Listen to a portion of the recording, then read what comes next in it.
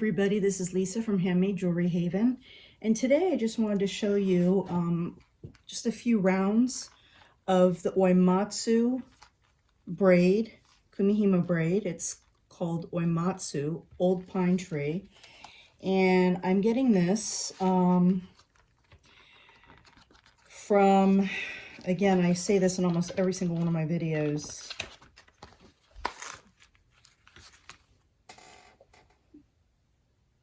the comprehensive Treatise of Braids on the Marudai. And this is a great book. I highly recommend you getting this. This particular braid, and just for your information also, this book doesn't come like this with this beautiful spiral binding. It just comes with a flat binding. But if you take it over to FedEx, they'll go ahead and put this spiral bind in it for you for like $5. It's crazy, which makes it really easy when you want to just open it and lay it flat. So this particular braid can be found on page 82, and again it's called Oimatsu Old Pine Tree, and this is a 16 strand braid, 16 tamas.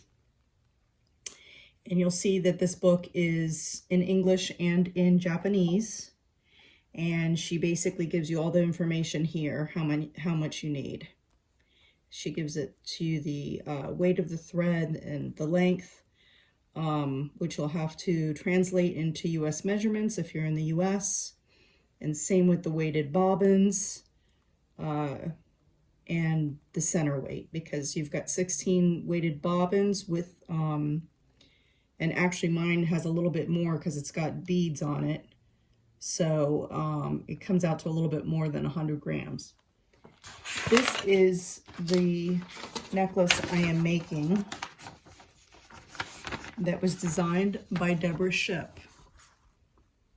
Some of you might have seen this. This was in Fiber and Bead Jewelry magazine. I don't know what issue it was. It was taught in my Kumihimo class this past weekend, and it was a very difficult braid for me to master. It was really very confusing, so I thought I would just make a really quick video for you to see how it's done. And I've got the exact same colors that's in the picture. So I've already done a little nubbin on it, and about an inch, I'd say. And this is how you do it with the beads. You take these two, and again, you just want to lift up by your fingers, let the tension remain, turn, place here, pick up the same color that's next to it, and move to the first position. Then you're going to do the same thing with the opposite color.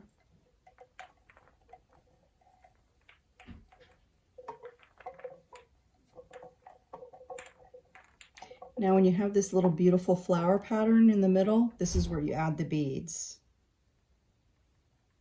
So you just add your north, south, and east, west beads.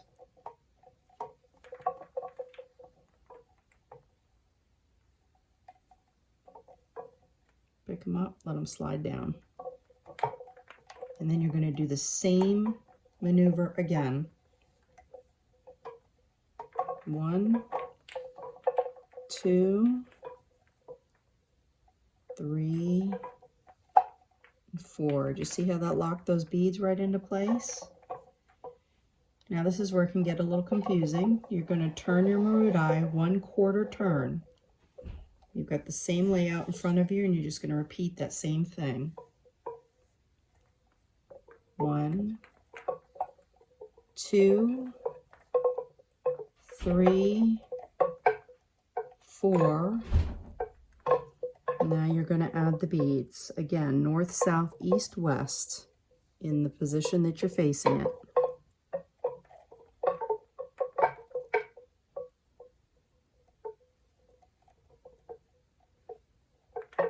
Just like that. Now you're going to do it again to lock those beads into place. You see how it was the little flower pattern? 1, 2, 3, and 4. All nice locked into place. I'm going to turn it back a quarter turn, and I'm just going to keep going in the same fashion.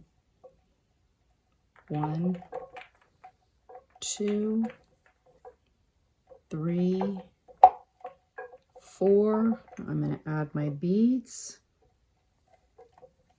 North, south, east, west.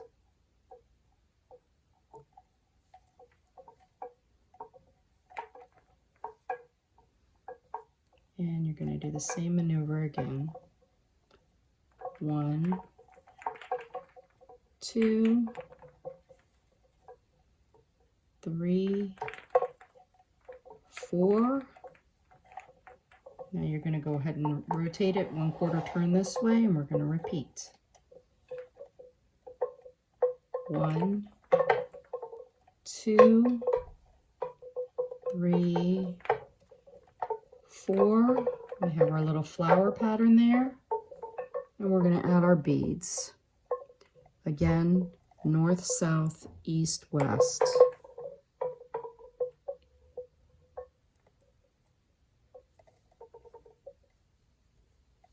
I'll include the, oops, too many beads there. I'll include the colors and the beads that I got for this, which is the exact same that's on the necklace. It's just beautiful.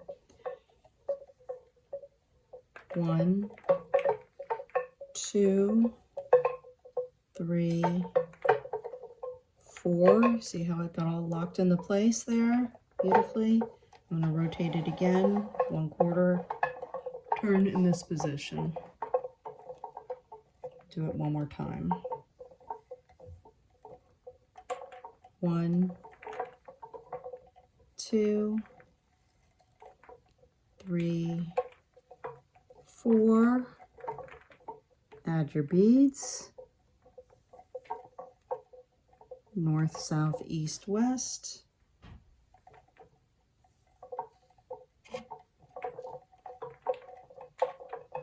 Same maneuver.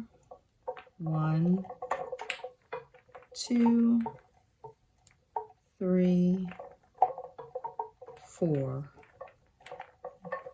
Rotate 1/4.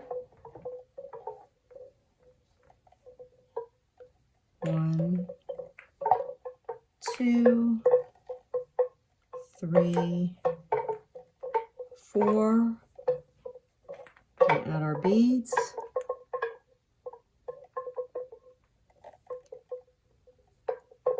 North, south, east, west.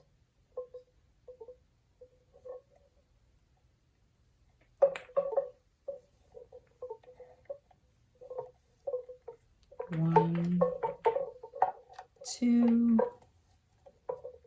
3, and 4. Don't forget to squeeze these together so you don't get confused. And I'm rotating back to my first position. So that's about it. You just keep repeating all the way and then add your little nubbin in at the end so you've got a place to glue your ends. And I'll leave you some pictures at the end of this to show you the finished product. So here is how it should start to look. One quick thing I wanted to show you here was that I don't think I've ever shown in a video before is how to release the tamas. As you can see here, this is a little bit of an awkward position for me, but bear with me. I've worked until this has gotten quite short and I need to lengthen the tamas. So this is on another video, but I just wanted to show you on this one as well, because I never do. If you wrap these correctly, you should just be able to roll them down. You don't have to take them off and put them back on again. Even with the beads, you just roll them down. It's easier with 2 hands than with 1. You could try and turn it one way. If it's not turning, then try the other way. And that's probably the direction it's going in. I'm doing these a little bit longer than normal, because this braid, these beads just go so fast on it.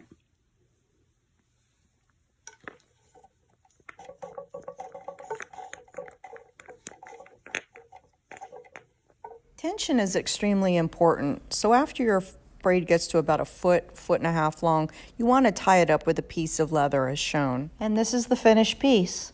I hope you enjoyed this video. If you like our videos, please like and comment, and please subscribe to our channel. We'll see you next time.